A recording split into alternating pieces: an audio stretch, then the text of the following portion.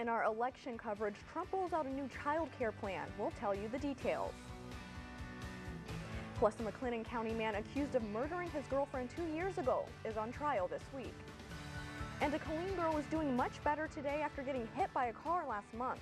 It's all happening on this Wednesday, September 14th, 2016. Early Texas Today starts right now. Start here. Expect more. This is Early Texas Today. Good morning and welcome to Early Texas Today. I'm Imani Payne. All right, let's see if we can get into our first story. We have a little sound bite for you here. Let's see if we can pull it up. It's pro-family, it's pro-child, it's pro-worker. All right, to our continuing election coverage, Trump says his daughter Ivanka, a mother of 3, helped draft his new child care plan. The plan features tax deductions for kids under 13 and guarantees mothers 6 weeks of paid leave. Clinton's child care plan predates her campaign and includes 6 more weeks of paid leave than Trump's. While pneumonia sidelined Clinton for a second day, her husband Bill raised money in California as daughter Chelsea campaigned in North Carolina, and President Obama attacked Trump in Philly. He spent most of his life trying to stay as far away from working people as he could. And now this guy's going to be the champion of working people. Meanwhile, Trump's campaign is shrugging off news that New York's Attorney General is looking into his nonprofit foundation, dismissing it as a political hit job by a Clinton supporter. Clinton has no scheduled events today. Trump, however, will tape a segment for the Dr. Oz show and says he'll share some of his medical records there. And back at home, investigators released the name of the man who barricaded himself inside a home in Kempner on Monday. They say he's 38-year-old Christopher Gleave. He's charged with theft, assaulting his wife, and failing to appear in court for another case. He's currently in the Bell County Jail, but he'll be moved to a state mental hospital soon. And a man accused of murdering his girlfriend 2 years ago is on trial this week in McLennan County. 45-year-old David Zaharniak is accused of shooting and killing his 21-year-old girlfriend, Caitlin Reed, at her home in West back in 2014.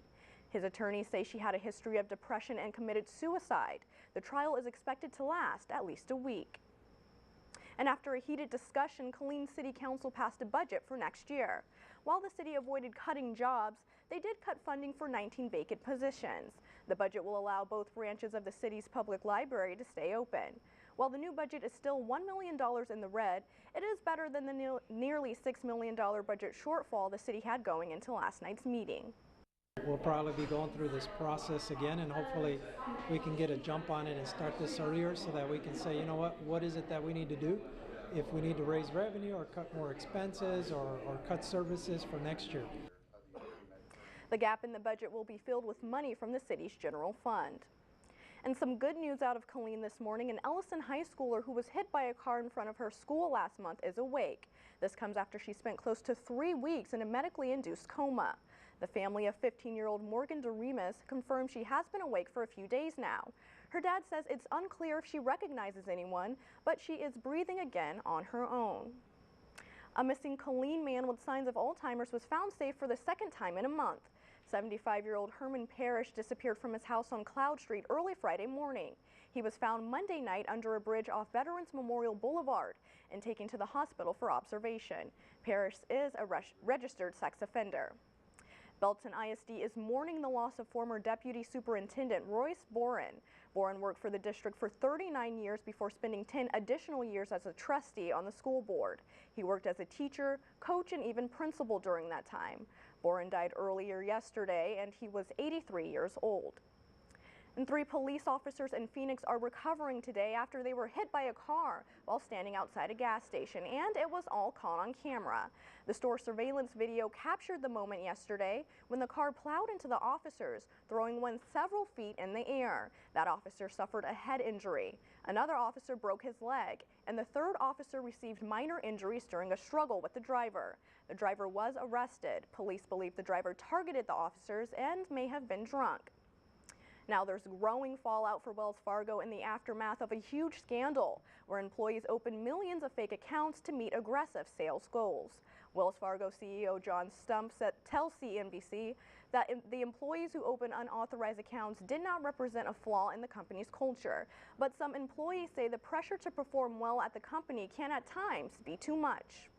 you could risk in losing your job if you do not meet your goals. That's guaranteed. If you don't meet your goals, you're out. 5,300 employees were fired after opening over 2 million bank and credit card accounts without customer permission.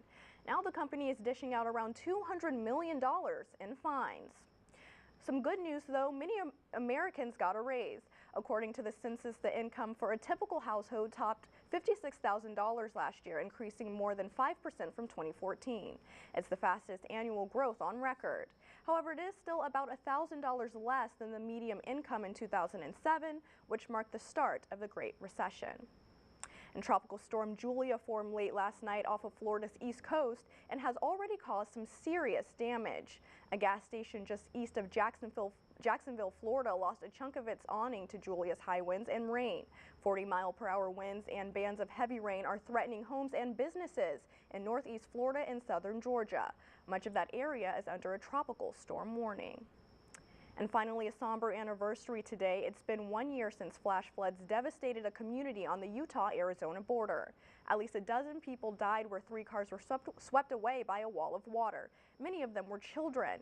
The same storm killed 7 hikers who drowned in a narrow canyon in Zion National Park. Tonight, a memorial service is planned in Colorado City, Arizona. All right, and still ahead, the NCAA is cutting ties with the state of North Carolina. We'll explain why. Plus, we'll tell you why there's a shower of stuffed animals at this soccer game. And we'll check in with meteorologist Wes Howe to get a check on today's weather. Stick with us.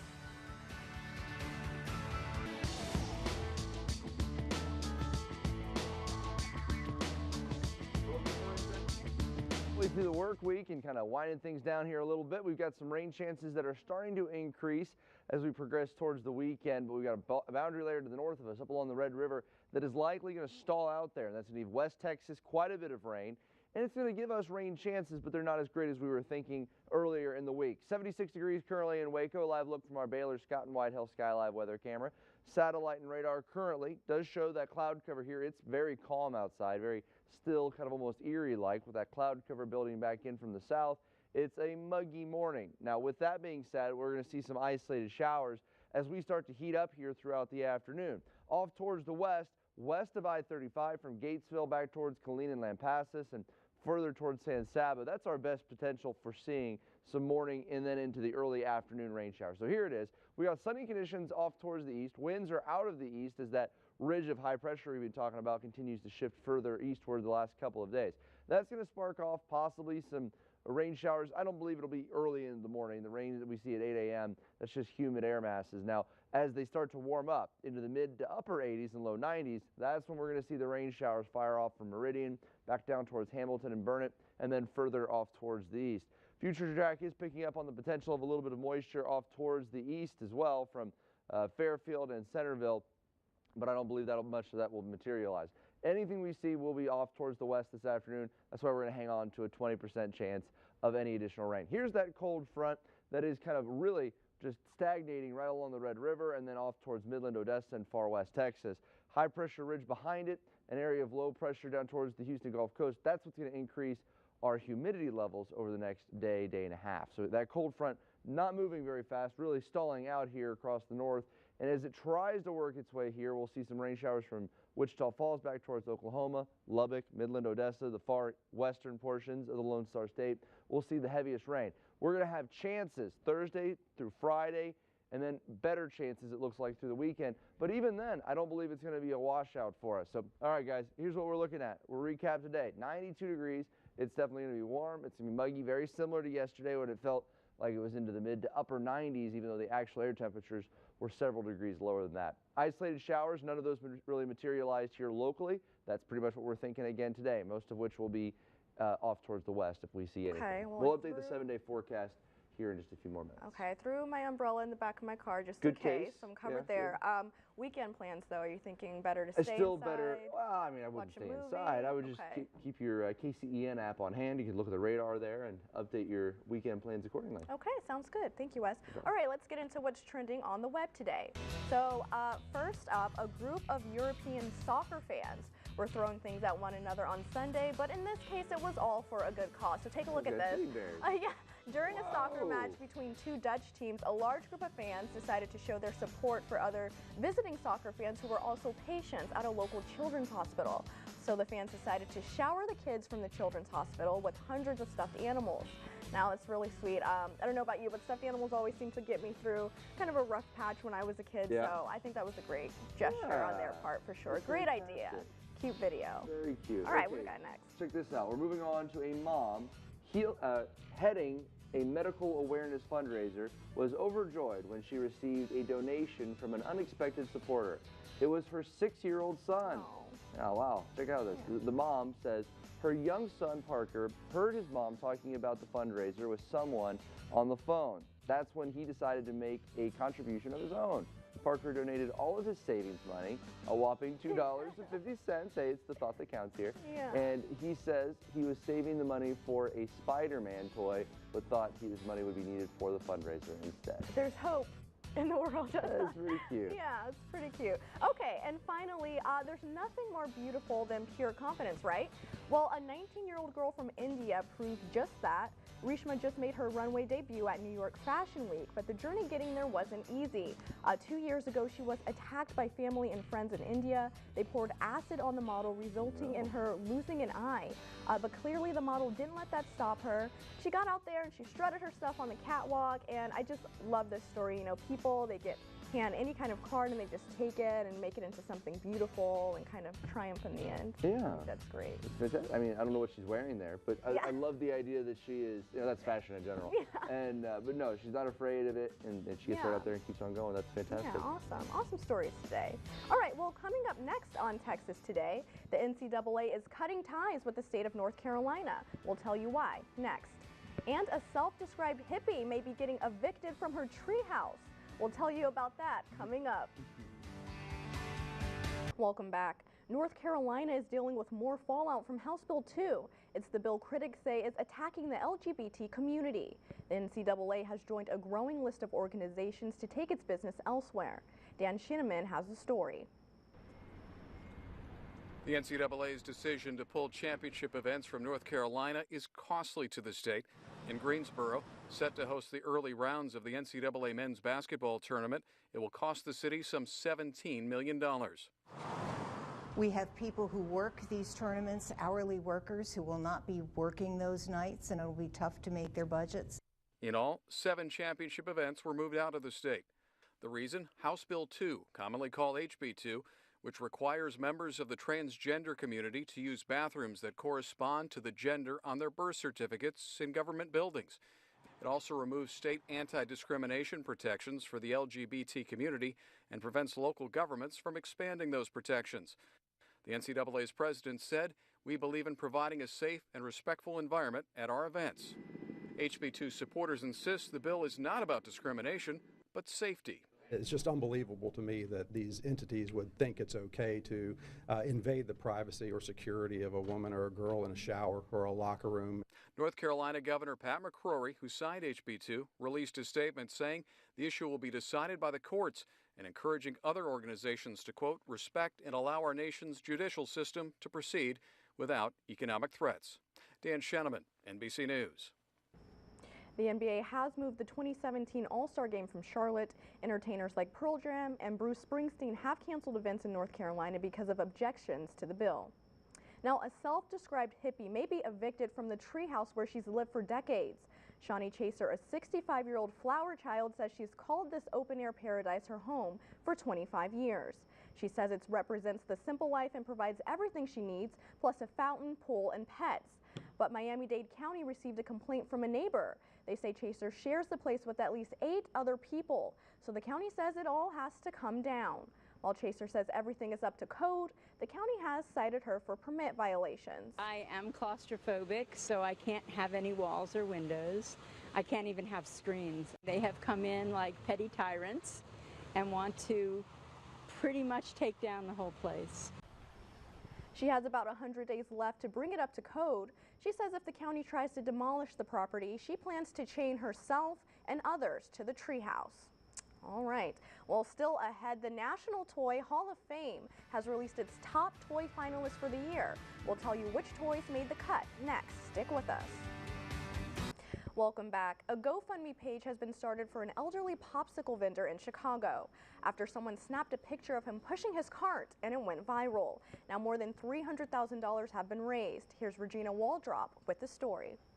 This is the picture that started a movement of kindness and generosity. It was very powerful, and I think everybody felt the same way I did. Last week, Joel Messias was driving through Little Village. He saw 89-year-old Fidencio Sanchez struggling to push his paleta, or popsicle cart. He took a picture and posted it to his Facebook account, saying he respected Fidencio, but it broke his heart to see him still working at this age. How incredible and how sad it was to see somebody at that age so devoted but yet still working. And he looked really tired. Joe Loera contacted the man who posted the picture. Together, they decided to create a GoFundMe page to help Fidencio, whom he met for the first time today. Thank you so much for the bright idea. Fidencio does not speak much English and is hard of hearing. The original goal was to only raise just $3,000 for him, but people who saw the picture responded, and thousands of them opened their hearts and their wallets, donating from $5 to $100. But it's just, that willingness to give that little bit, goes far ways.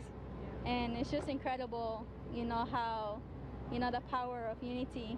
We originally just wanted to get him a day off. That was the whole idea, and apparently over 6,000 people felt the same way we did, and we got him a lot of days off. In a time of so much negativity, they say this is a much-needed story about the goodness of strangers. When people come together to do something positive, it creates something beautiful. This is, next to the birth of my children, the most beautiful thing I've ever seen in my life. All right, that was Regina Waldrop reporting. The support for Sanchez is still growing. In just 3 hours, the money raised went from $318,000 to $320,000. You've got to love stories like that. All right, moving along, the National Toy Hall of Fame has rolled out its top 12 toy finalists for this year, starting with something that many wouldn't consider a traditional toy, bubble wrap. Well, I mean, I love bubble wrap as a kid, so I don't know about that. Nerf also makes the cut. Transformers and pinball machines are also on the list. However, only 2 or 3 toys will make it across the finish line and into the Hall of Fame. Care Bears, Clue, coloring books, and Fisher-Price Little People round out the top 12 finalists. The top toys will be announced in November. All right, well, let's check back in with Wes. And Wes, tell us what to expect before heading out this morning. What's going on out there? Well, good morning, Lonnie. We are looking at fairly calm conditions this morning. It's muggy outside. That hasn't changed. It's also pretty warm out as well. Mid-70s for us right now in Temple, 74 degrees there. Winds, for the moment, out of the northeast to 3. There's really no winds at all. They're kind of bouncing around all different directions, but more or less calm across the region. Here's what we're anticipating temperature-wise this afternoon. Generally speaking, dry conditions, passing clouds, especially here this morning. We're going to be warm, about like we were yesterday, up near normal temperatures, 90s, 91 degrees or so. A little bit cooler off towards the east, or the west rather. We're anticipating some better rain chances to be falling for the western half of our viewing area. Only 20% of the area does see some rain, and even that will be partly cloudy skies, muggy conditions, a few isolated showers embedded. More or less the same. We're delaying the cold front coming through now until Friday, if not even Saturday. That's why those rain chances don't return in larger amounts or larger area until Saturday to Sunday. That's when we're seeing those rain chances go from 20 to 40%, and then we should see some shower activity into the overnight hours. Temperatures will stay into the low 90s for us for the most part. Tomorrow, we are anticipating a bit of a warm-up still into the mid-90s, so we'll be above normal temperatures with higher humidity levels, meaning it's going to feel closer to 98 to 100. Amani? All right, thank you, Wes. We'll keep an eye on that. All right, and coming up, an orangutan and a pregnant mother share a special moment. We'll check it out in today's viral video next. All right, welcome back. Now I have one last story for you before you go. Let's see if we can pull the video up. There it goes. Take a look at this. This video from January has recently gone viral. While visiting the orangutan exhibit at a zoo in England, Kieran Brittany and his wife were shocked to see one of the orangutans completely mesmerized by his wife's 7-month baby bump. In the video, it looked like the animal knew that she was a pregnant mother. Now, these videos are always really cool because you think these animals might be a little bit more active, but to see them kind of just take a break and be in awe, it's a special moment. It's a cute moment, don't you think? Yeah. I wonder what's going through that orangutan's head. Maybe he's having conversation. Very cute. Yeah. All right, Amani, thank you so much. We'll check in with you again during our 5 o'clock hour of Texas Today. Sounds good. All right, right here.